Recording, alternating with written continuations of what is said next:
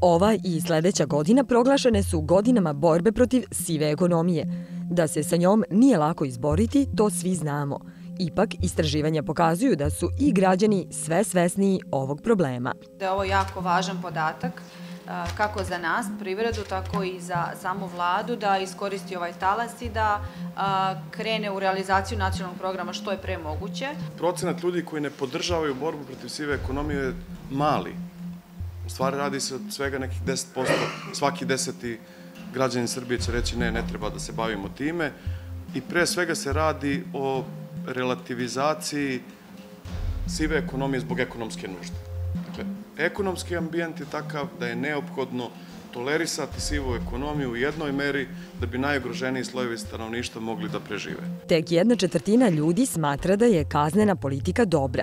Sa druge strane, znamo da odluku o ulasku u sivu ekonomiju pojedinci donose upravo na osnovu računa da li je potencijalna dobit i rizici poslovanja manja od dobiti na crnom tržištu.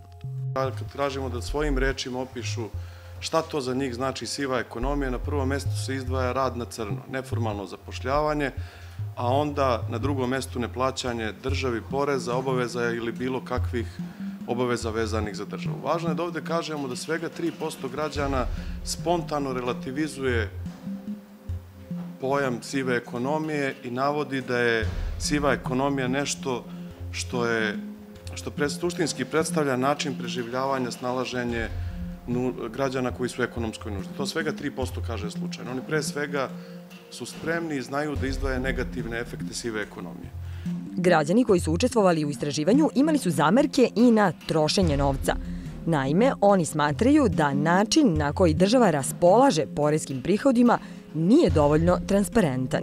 Ekonomska nužda, strah od gubitka posla, neobaveštenost, nespremnost građana na lični angažman u borbi protiv sive ekonomije utiču na to da ovaj problem postaje nešto prihvatljiviji jednom određenom broju građana. Pogotovo kad ga smestimo u kontekst siromaštva i visoke nezaposlenosti, u tom slučaju 3/4 građana Srbije će reći da je siva ekonomija način za preživljavanje siromašnih ljudi. Ko je odgovoran za to?